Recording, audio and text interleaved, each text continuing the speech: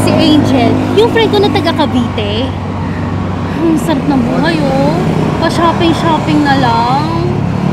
Alam mo, sinuwerte sila kasi nag-abroad yung jowa. Tapos, balita ko, pag uwi ng jowa niya, magpapakasal na sila. Hindi ba? Grabe, no? Iba talaga pag nakapag-abroad. How, babe? Kailan mo balak mag-abroad? Mas malaking sahod doon, tsaka dollars. Babe, alam mo naman na wala yun sa plano ko, di ba? Mas gusto ko dito sa Pinas. Yung dito ako magdinegosyo at dito na rin ako asenso. Masenso? Masenso saan? Sa pagbebenta mo ng kape sa kalye. Wala umaasenso sa ganyan. Babe, hindi lang naman to yung plano ko eh. Mas malaki dito. Yung magkaroon ako ng coffee shop. Yung maraming mag-franchise. Yun yung goal ko. Pero hanggang kailan? At ilang tasa pa ng kape ang kailangan mo ibenta? At least sa abroad, siguradong mas malaki ang sahod, tsaka mas malaki ang may iuwi mo dito sa Pinas. Eh baka nga ilang buwan mo lang trabahuhin doon yung kikitain mo ng ilang taon siya sa pagbebenta mo ng kape. Hindi naman siguro ganun. Ganon yun. Ay naku, kala ka nga dyan.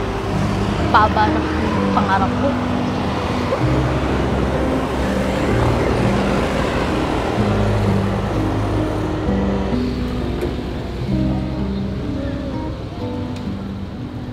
Ang ganda naman ito.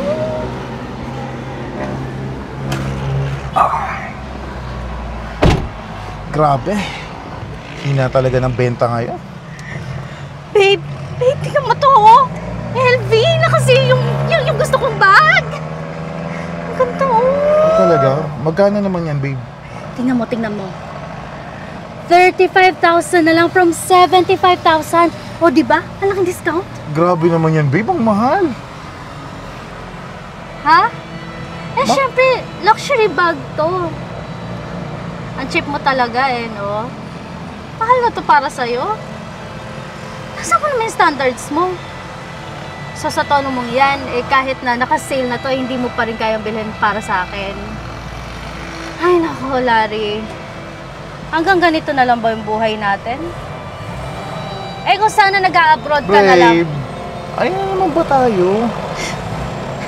Buisit. Yatin mo na nga lang ako sa amin. Huwag mo tayo mag-usap.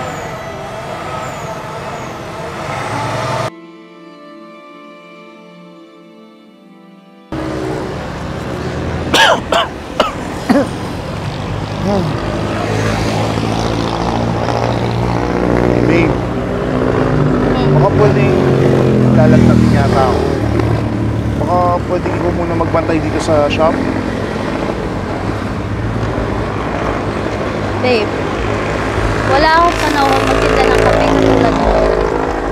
Kung hindi mo kaya, di isara na lang natin to, umuwi na lang tayo. Babe, sayang naman yung kikitain natin ngayon. Pagtatalunan pa ba natin to?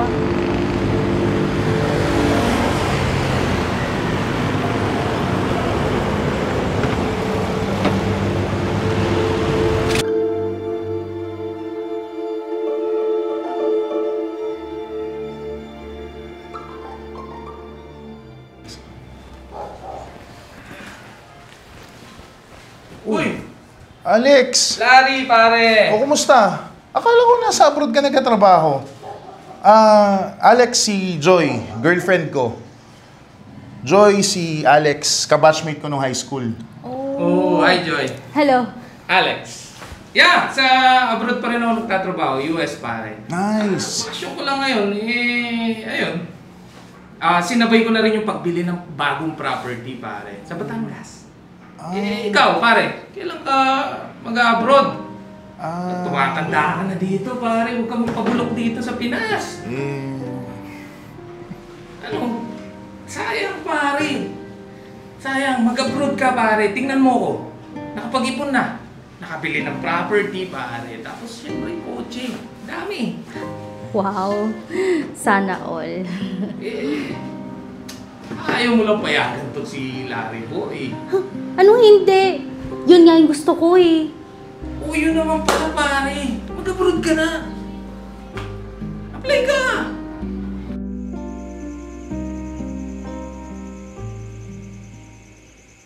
Babe, pikit ka lang ha. Dahan-dahan. Malapit na tayo. Huwag kang maingay. Malapit na tayo. Okay. In 3, 2, 1. Open your eyes. Surprise!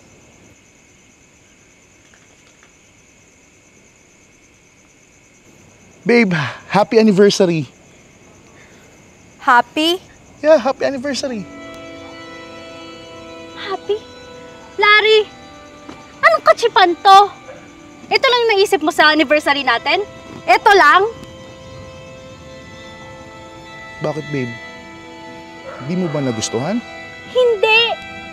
As in, hindi! Ganitong outfit? Tapos ano papakain mo sa akin?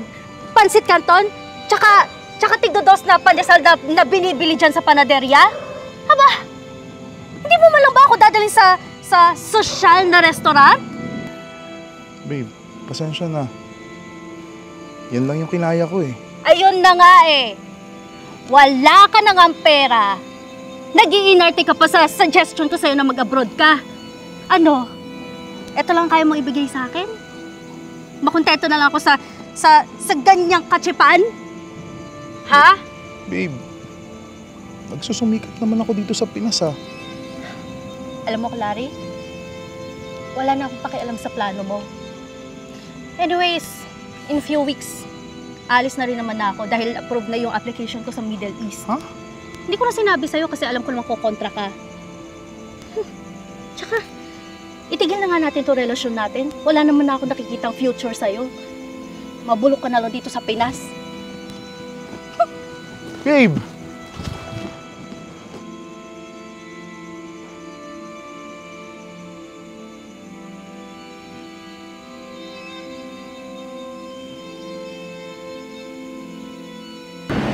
Boss, kape. Boss. Uy. Boss, kape.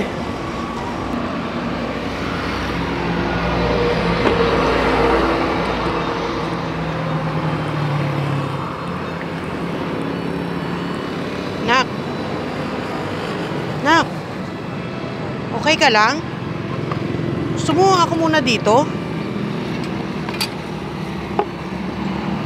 Alam mo, Nak, alam kong dinadamdam mo pa rin yung paghihiwalay nyo ni Joy. Saka yung pag-alis niya. Pero, Nak, may sarili ka ring buhay na kailangang harapin. Kung ano man yung mga plano mo at mga pangarap mo sa buhay, ipagpatuloy mo, tuparin mo. Gawin mo yon para sa sarili mo, hindi para sa ibang tao. Ha? Okay na. Huwag kang mag-alala. Pagpapatuloy ko yung pangarap ko dito sa Pinas.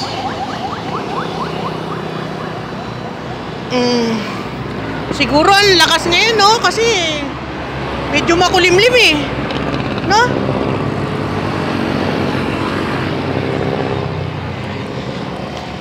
Pahinga ka muna. Ako muna dito.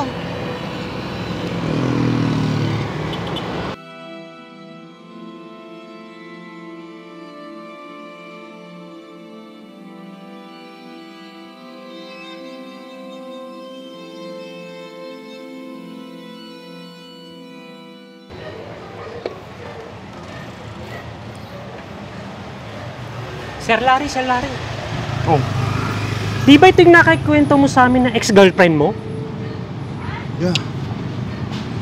Balitang balita, OFW, umuwing halos gulay dahil sa pambabugbog ng amo sa ibang bansa. Grabe! Oh? Grabe nangyari.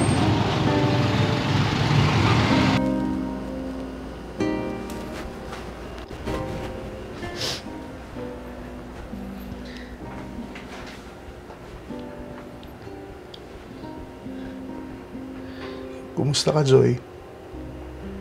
Larry? Larry? I'm sorry. I'm sorry sa mga sinabi ko sa'yo noon, ha? Siguro, ito na yung karma ko.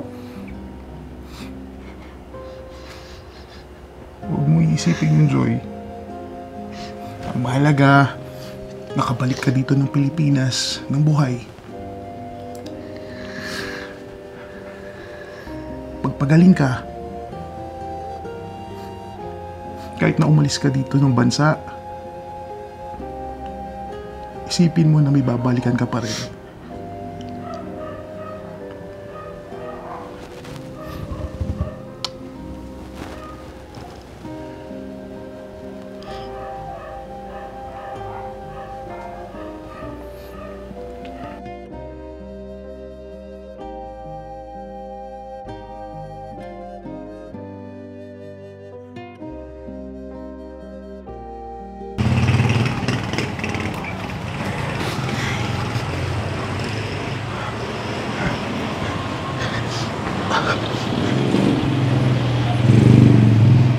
Joy,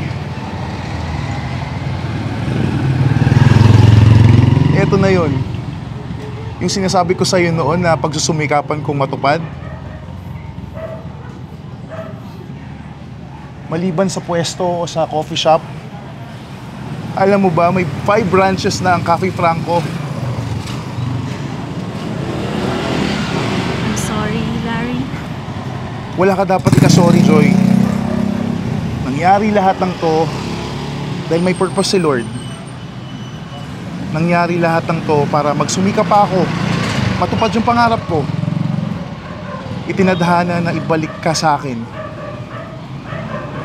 Sobrang saya ko, Joy, sa mga nangyari. Panibagong simula ito para sa atin. Babe?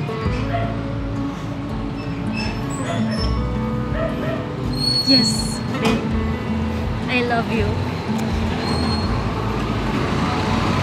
Proud na proud ako sa'yo.